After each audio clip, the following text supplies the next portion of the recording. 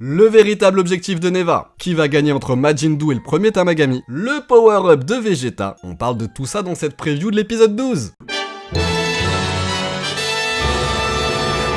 Alors, on va commencer cette preview par ce qu'on a déjà vu à la fin de l'épisode 11, donc de la preview de l'épisode 11, qui nous montre un Vegeta sous l'eau, un Goku qui affronte le Kraken, et la suite du combat entre Majin Buu et le Tamagami numéro 1. Ce qui nous amène donc à voir où va nous mener ce combat entre Vegeta et le Tamagami numéro 2. Clairement, il peut y avoir que deux solutions, soit Vegeta gagne, soit le Tamagami numéro 2 gagne. Jusqu'à maintenant, je vous apprends absolument rien, mais on va voir ce que ça veut dire dans chacun des deux cas. Lors du combat entre Son Goku et le Tamagami numéro 3, je vous avais dit que j'espérais voir Son Goku perdre pour qu'il y ait un petit peu de difficulté parce que jusqu'à maintenant il roulait totalement sur l'aventure, il y avait absolument aucun doute, on savait que Goku allait gagner et là une défaite contre le Tamagami numéro 3 aurait un petit peu tout remis en question, on aurait eu le parcours un petit peu d'entraînement qui aurait fait que Goku gagne en puissance par on ne sait quelle raison et c'est justement ça qui est intéressant, c'est de découvrir comment est-ce qu'il va devenir plus fort, ça n'a pas été le cas. On pourrait dire que justement c'est peut-être l'occasion avec le Tamagami numéro 2 d'avoir une défaite de Vegeta, mais finalement non, je ne suis absolument pas d'accord avec ça puisque depuis l'histoire a évolué. L'histoire a évolué parce qu'il y a Majin Buu et il y a Majin Buu. Ça change absolument tout puisque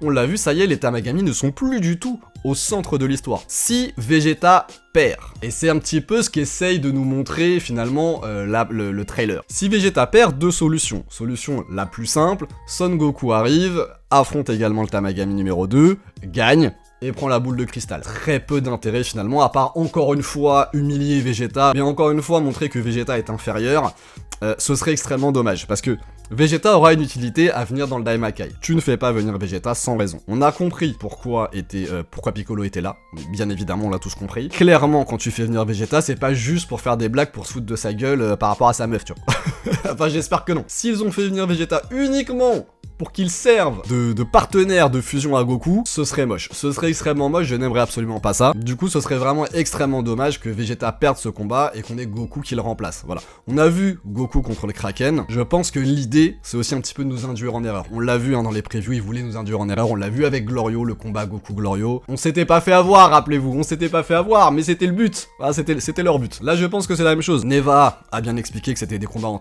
1 contre 1. Je pense tout simplement que Goku va aller affronter le Kraken ou tout du moins le retenir pendant que Vegeta va affronter le Tamagami numéro 2. L'autre solution, si Vegeta perd, ce serait que du coup Goku ne l'affronte pas et qu'ils partent faire ce parcours, ce voyage initiatique qui leur permettrait d'obtenir un power-up. Ce serait extrêmement dommage pour deux choses. La première, c'est que c'est trop tard.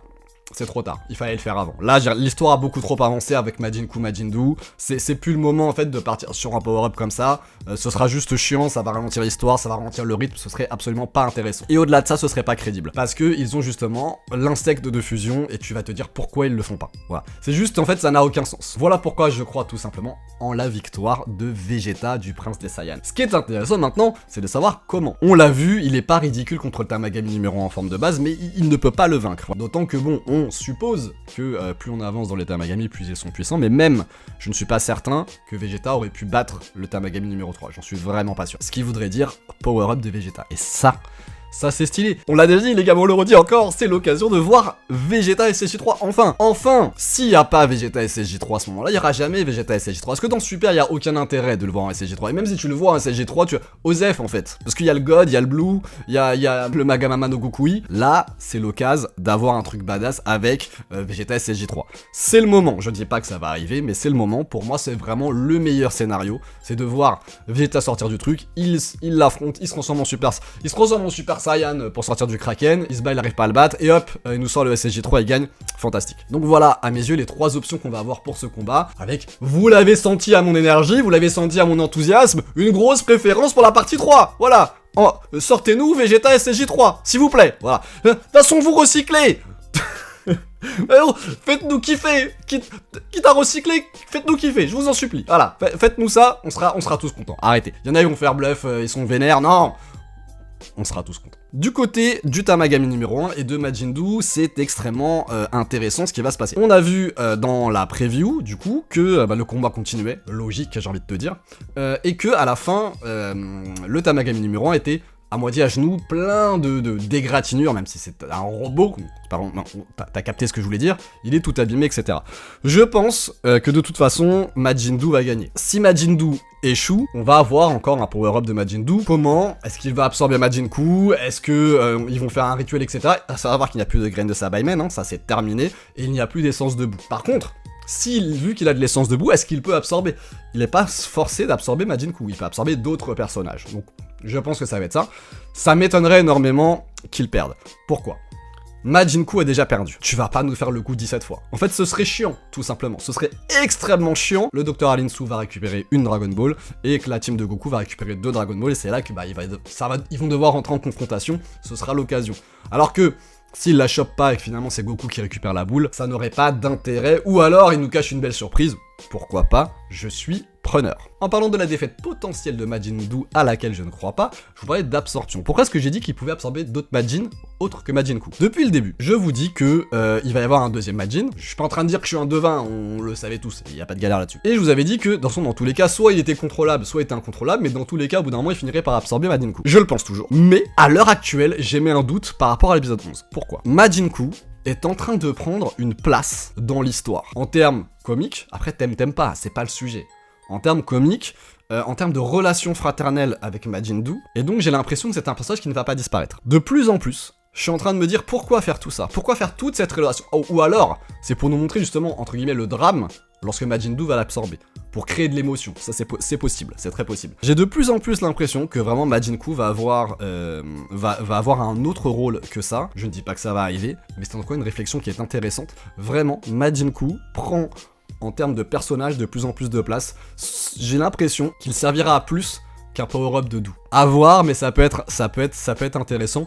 Peut-être que tout simplement, il va rester avec le Dr. Arinsu, que Buu va péter un plomb, je sais pas, obtenir un power-up, c'est sûr et certain. Buu obtiendra un power-up.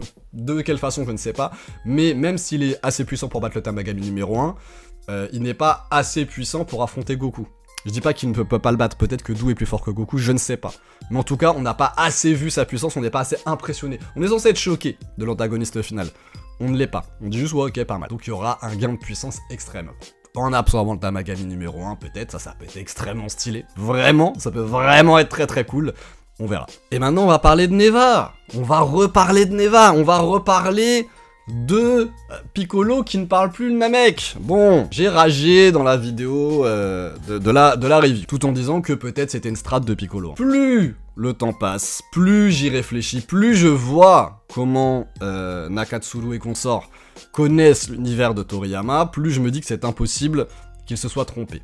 Voilà, ils ne se sont pas trompés. Pour moi, il y a deux solutions. Soit facilité scénaristique pour inclure Neva. Sauf que depuis, j'ai eu pas mal de commentaires de votre part, et pas mal m'ont dit, tout simplement, si c'était juste ça le but, il suffisait de dire que c'était un Namek ancien. Et je pense que, en fait, quand tu fais une réunion brainstorming sur le scénario, il y a bien un mec qui te sort ça, et les autres qui disent ouais, c'est stylé. Voilà. Tu vois, c'est un mec qui te dit ouais, on a qu'à dire qu'il parle le Namek ancien, et que t'as Gérard à côté qui dit bah non, mais on a qu'à dire il s'en rappelle plus. Je doute que les mecs votent pour on s'en rappelle plus.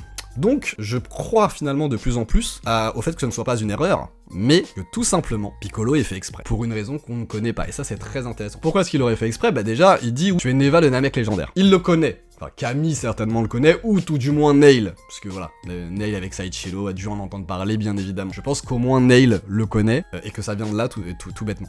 Et je pense qu'il a un plan derrière la tête, peut-être qu'il connaît un petit peu les intentions aussi de Neva, qui, pour moi, sont bonnes. Je ne pense pas qu'il ait pour but de régner sur le Daimakai, je pense que tout simplement il veut ramener la paix sur le Daimakai, puisque Goma est un tyran, et finalement, est-ce que les autres n'étaient pas des tyrans aussi? Parce que rappelez-vous, à la création des univers, on dit le bon roi du Daimakai. Il est appelé le bon roi du Daimakai. Donc si on a besoin de dire que c'est un bon roi, est-ce que ce n'est pas tout simplement parce que les autres d'après n'étaient pas des bons rois? Qu'on soit clair, mon sentiment, puisqu'en fait mon sentiment sur ma dernière vidéo a été mal compris sur Dragon Ball Daima, on me dit ah ça y est, t'as enfin ouvert les yeux pour voir que c'est explosé. Non. Daima, je kiffe. Là j'attends vendredi avec impatience pour aller regarder l'épisode 12.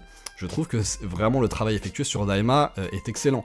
En plus de ça, Daima, je pense, n'est pas voué à rester un animé isolé. Je pense que Daima va servir de hub au futur de Dragon Ball. On en parlera dans une autre vidéo totalement dédiée, parce que là je pourrais vous en parler pendant 20 minutes. Je pense vraiment que Daima, c'est la première pierre du futur de Dragon Ball. Et vu comme ça, je trouve qu'il eût été difficile de faire mieux que ce qu'a fait Daima. Vive Nakatsuru, vive les autres membres de l'équipe, c'était le Shogun. Tchuss!